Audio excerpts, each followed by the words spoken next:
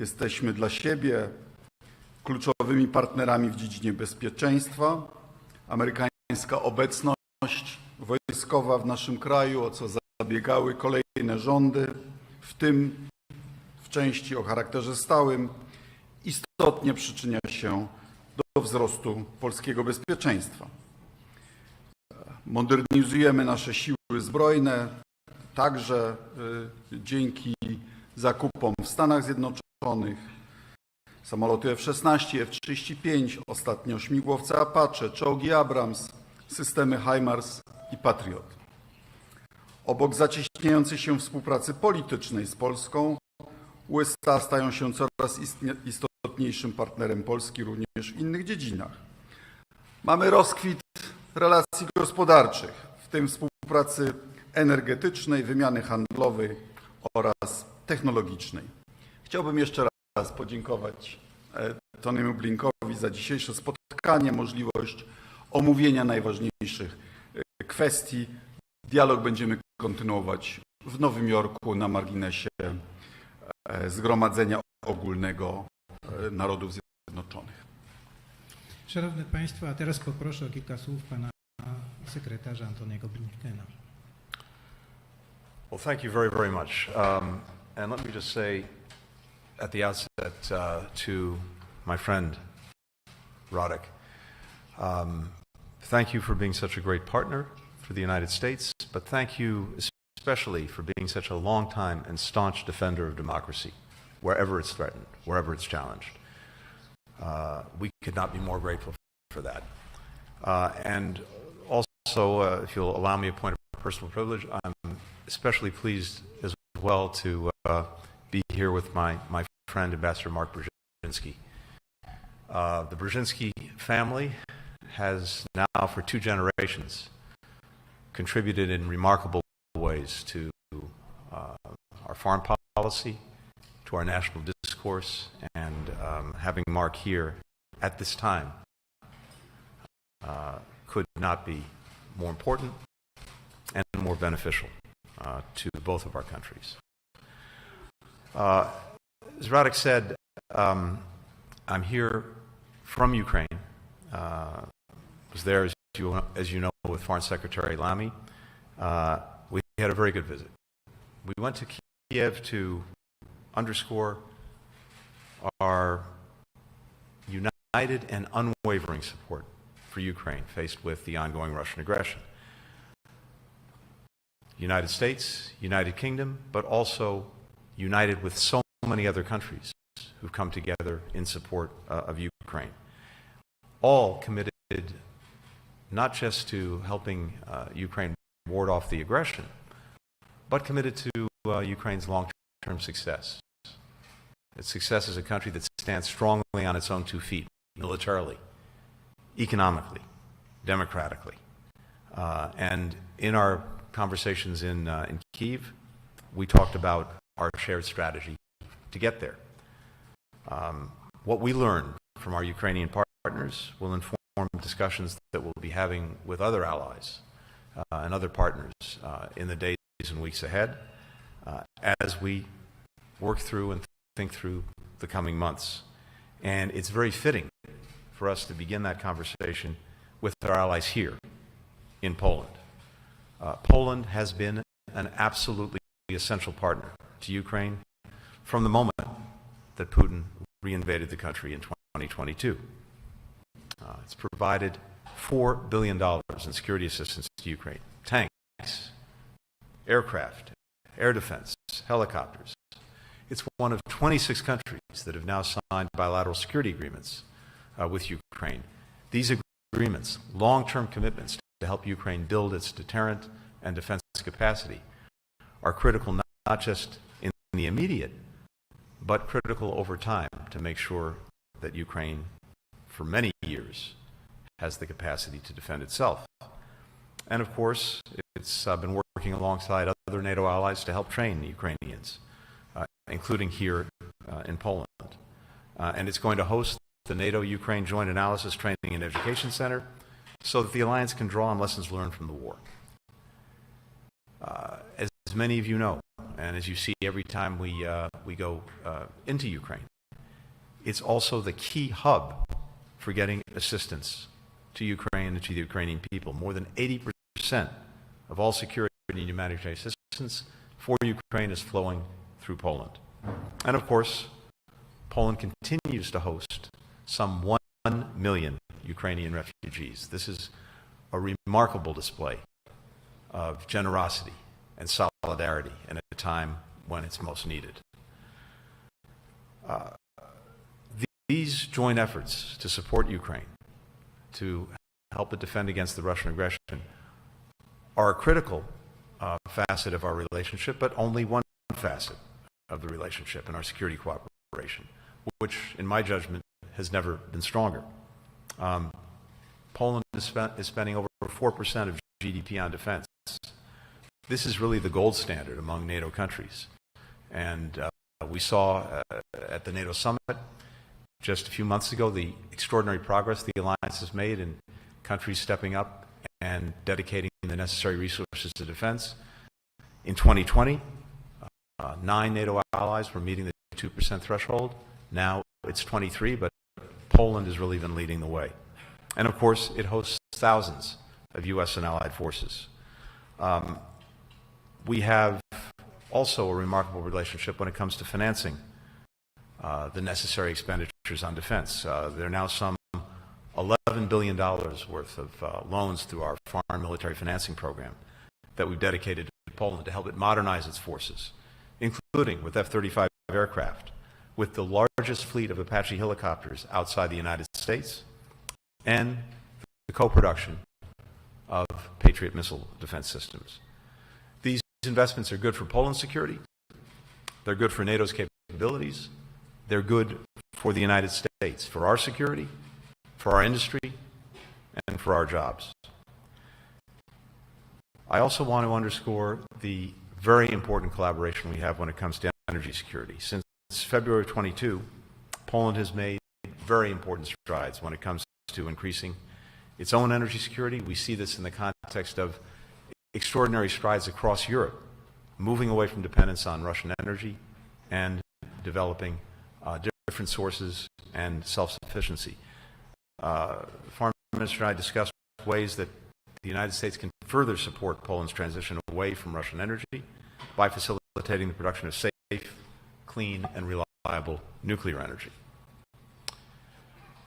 Poland is also one of several nations across the region that has been subject to Russian sabotage, cyber operations, including with the support of the regime in Belarus. This is something that the entire alliance is seized with. We see this, unfortunately, across Europe. So, we're deepening our cooperation to protect our countries and fellow democracies from Moscow's malign efforts. In June, we came together in Warsaw with over a dozen countries, with the European Union, with NATO, to create the Ukraine Communications Group. Together, we're coordinating efforts to expose and to counter Kremlin misinformation and disinformation, and put out accurate reporting on Russia's ongoing aggression. 25 years ago, when Poland joined NATO, my very illustrious predecessor, Secretary Madeleine Albright, said this, and I quote, "We know that when the democracies of Europe and America are divided, crevices are created through which the forces of evil and aggression may emerge. But that when we stand together, no force on earth is more powerful than our solidarity on behalf of freedom." That was true then, it remains true today, and we continue to stand strongly together, Poland and the United States, for our own freedom and the freedom of others.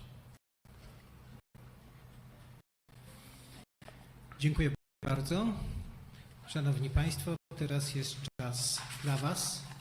Ze stroną amerykańską ustaliliśmy, że będą po 2 pytania ze strony polskiej i ze strony amerykańskiej. Pierwsze pytanie, Polsat News. Katarzyna Pyssa, Polsat News. Mr. Secretary of State, welcome. I have a question for both you and Minister Sikorski here. Sir, is there a green light for Ukraine to hit targets deep inside Russia using Western weaponry. There were reports that this decision has already been made. There are also reports that London has given its permission recently. So if you could comment on that. And for Minister Sikorski in Polish, Panie ministrze, powiedział pan, że Polska jest za zwiększaniem presji na Moskwę. Chciałabym zapytać, jak to zielone światło na uderzanie w cele w głębi Rosji, jakie ono ma znaczenie oczywiście dla Ukrainy i co może zmienić, ale też jakie znaczenie ma dla Polski i dla naszego bezpieczeństwa. Thank you. Thank you very much. Look, a hallmark of what we've done from day one, in fact, even before day one of the Russian aggression against Ukraine in 2022, was to try to make sure that Ukraine has what it needs when it needs it to deal with that aggression. And as what Russia's doing has changed, as the battlefield has changed, we've adapted. And as you've seen through the provision of some of the most sophisticated weapons systems we've had, through the extraordinary provision of military assistance overall, more than $100 billion from the United States, the sharing of intelligence, and many other things, at every step along the way, as necessary, we've adapted and we've adjusted. And one of the purposes of my visit to Kyiv yesterday was to hear from our Ukrainian partners what they believe they need now to deal with the current battlefield, including in eastern Ukraine and other parts of the country. And I can tell you that as we go forward, we will do exactly what we have already done, which is we will adjust, we'll adapt as necessary, including with regard to the means that are at Ukraine's disposal to effectively defend against the Russian aggression. Rosja popełnia zbrodnie wojenne, atakując cele cywilne, budynki mieszkalne, szpitale, przede wszystkim zdolności do wytwarzania ciepła i elektryczności, a zima nadchodzi. Rakiety, które uderzają w te cywilne cele, są wystrzeliwane z bombowców z nad terytorium Rosji, a te bombowce startują z lotnisk na terenie Rosji. Ofiara agresji ma prawo się bronić, ma prawo zwalczać środki napadu powietrznego, które w nią uderzają. Więc uważam, że Ukraina ma prawo do używania zachodniej broni, do zapobiegania zbrodniom wojennym. Tak. A teraz czas na amerykańską stronę. Poproszę o pytanie ze strony agencji Bloomberg News. Microphone is on. Please hold it. Thank you. Mr. Secretary, you spoke about individual and collective responses to Russia's hybrid attacks on NATO allies, particularly in the eastern flank. Poland has been one of those targets. The attacks have continued, they've intensified since your remarks in Prague and these the Bucharest 9 meetings and so on. What progress has been made on this collective response, and what, if anything, are you seeking to move forward? And Mr. Foreign Minister, if you could respond as well. And also, Mr. Secretary, could you just respond to the killing of 6 UNRWA workers in Gaza this week? Thank you. Great. Thank you, Courtney.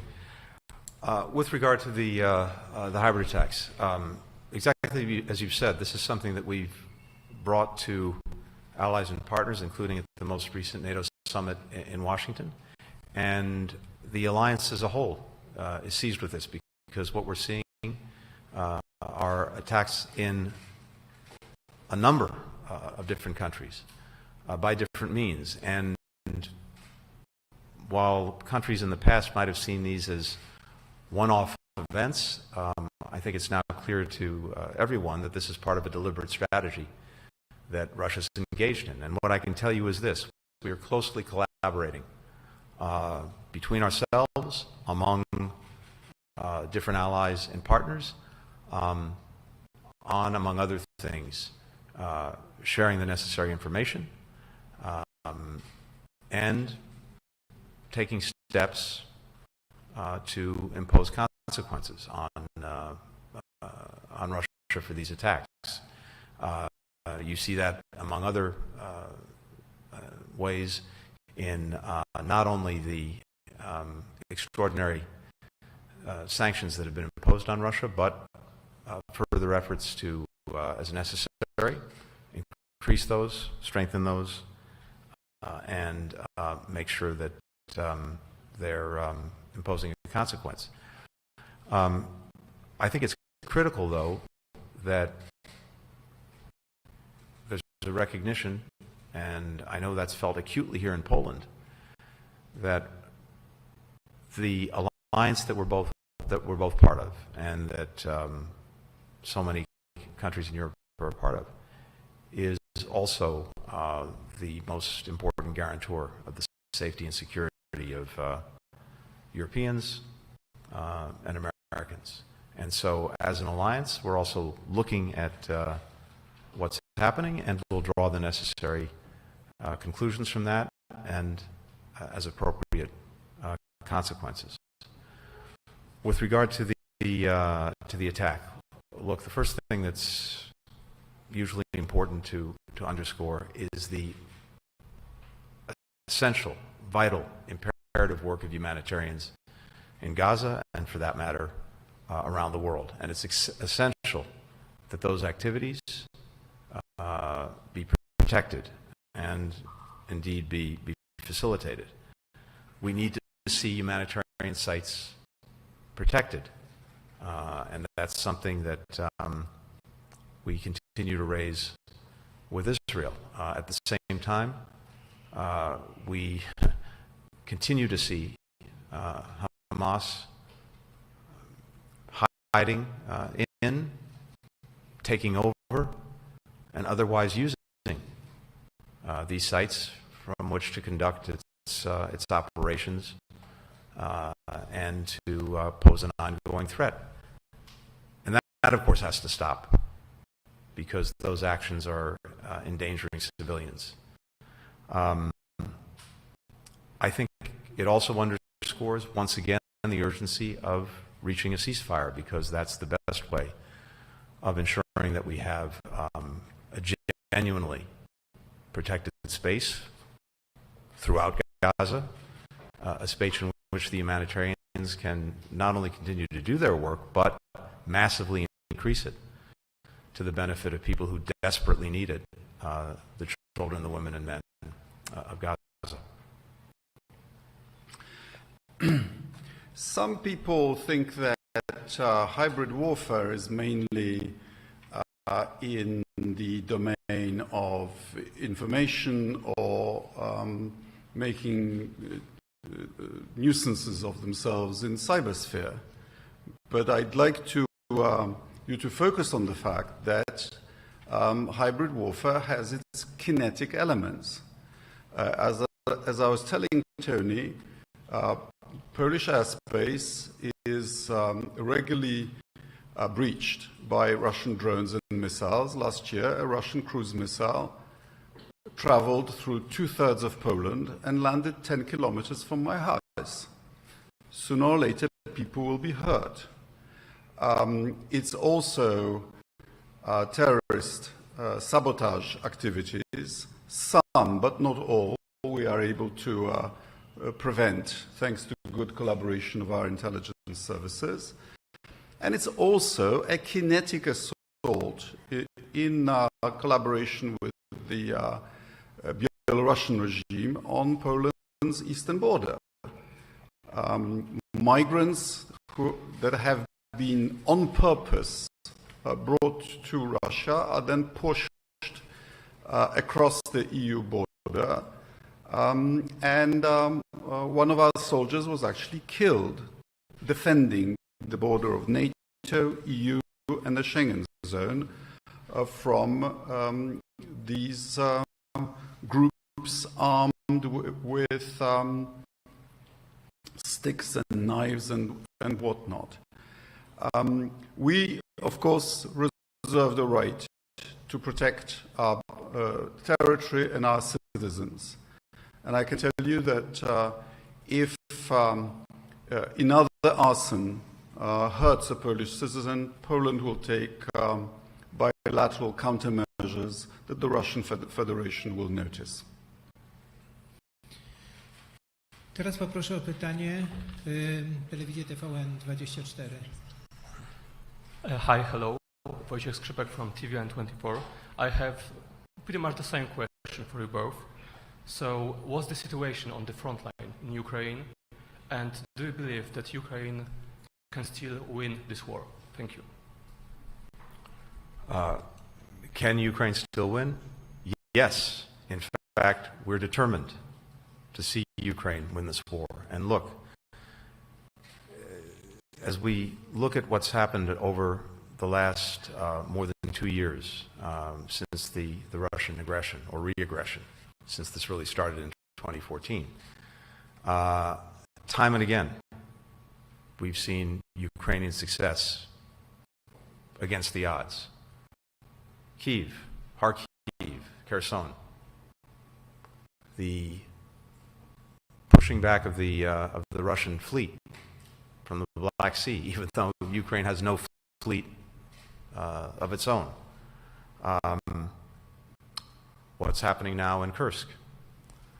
Time and again, the Ukrainian people, supported by an extraordinary coalition of more than 50 countries, have demonstrated that they have the will, and if we sustain it, and we will, the capacity to succeed.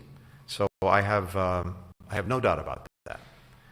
And in fact, if you look at what Putin was trying to accomplish, he's already failed, because we know, and just take him at his own word, don't take it from me, his entire purpose was to erase Ukraine from the map, to eliminate its existence as an independent sovereign country, to subsume it into Russia for purposes of recreating a Russian empire. That has failed and cannot succeed.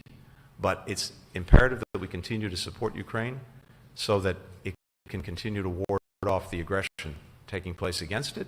And as I said earlier, not just that, but continue to build a strong, independent country, increasingly integrated with the institutions of the Euro-Atlantic community, including the European Union and NATO, able to stand on its own feet, militarily, economically, democratically. That's the trajectory it's on. That is a success for Ukraine, and that is the most powerful rebuke to everything that Putin has been trying to do. I agree with Tony's every word. I said it at the UN Security Council and I'll repeat it. Russia has lost plenty of aggressive wars she has waged. Russia lost the Crimean War, Russia lost the Russo-Japanese War, Russia was knocked out of World War I, Russia lost the invasion of Poland in 1920, Russia lost the invasion of Afghanistan, which I watched myself, and Russia lost the First Chechen War, and Russia lost the Cold War. The good news is that every time Russia loses a war, there are reforms. So Russia should lose this war for the sake of Ukraine, for the sake of taboos established after the Second World War, for the sake of guarantees that Russia herself also gave to Ukraine, but also for the sake of the future of Russia. Szanowni Państwo, ostatnie pytanie idzie do CBS Agency. Dziękuję bardzo. Thank you very much. Olivia Gazis with CBS News. As one quick follow-up to my colleague's question, the first question from Polsat, Mr. Secretary, and understanding a decision may or may not have been made Ukraine to use long-range weapons inside of Russia. Would such a capability be accompanied by enhanced intelligence sharing with the U.S. and Ukrainians in order to identify relevant targets in Russia? And then my question for you, Mr. Secretary, is that the Polish government and Minister Sikorski in particular have been calling for Poland's ability to shoot down missiles over Ukraine heading towards Poland, not only to aid Ukraine's air defenses in the west, but also to assert Poland's ability to self-defend. So especially given your own observations this week about the delivery of Iranian ballistic missiles now enhancing Russia's capability and flexibility in striking more deeply into Ukraine, do you oppose this Polish proposal, and if so, why? Panie ministrze, zachęcam pana też o komentarze na to drugie pytanie i mam drugie, zapytam go po angielsku. Ukraine has threatened to sever relations with Iran upon these revelations, again, that ballistic missiles have been delivered to Russia for use in Ukraine. Would Poland consider also taking such a diplomatic step, or if not, what other costs are you willing to impose on the Iranian regime? Thank you. Olivia, thank you, and thank you also for the eloquent demonstration of your Polish. So I can only, in this moment, repeat what I've already said. We had good and extensive discussions with our Ukrainian colleagues yesterday about how they see the battlefield,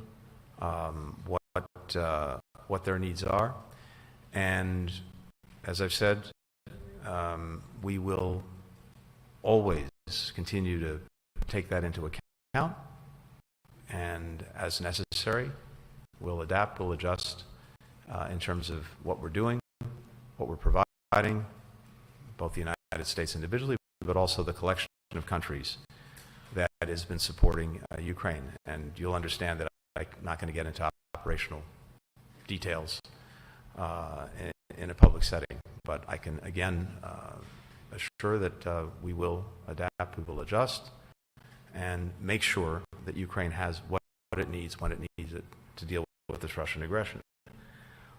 When it comes to these violations that we've seen of Polish airspace and sovereignty and other allies and partners, first, most important, we of course stand by Poland's right to defend itself, just as we stand by the right of any of our allies to defend themselves. And we have an ironclad commitment to NATO, to Article 5. President Biden, when he was here in Poland, said that the United States is committed to defending every square inch of NATO territory, whether that's in Poland or among any other allies. This is an issue that we are discussing among NATO allies because it has implications for the alliance as a whole. But of course, Russia needs to stop these reckless attacks, the attacks on Ukraine, but also attacks that may implicate other countries, including Ukraine's neighbors. The issue of Russian missiles and drones crossing NATO territory will not go away.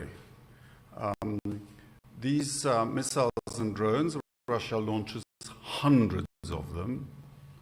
A significant proportion of them they lose control over. We've just had a drone land in Latvia. We've had incidents with Romania.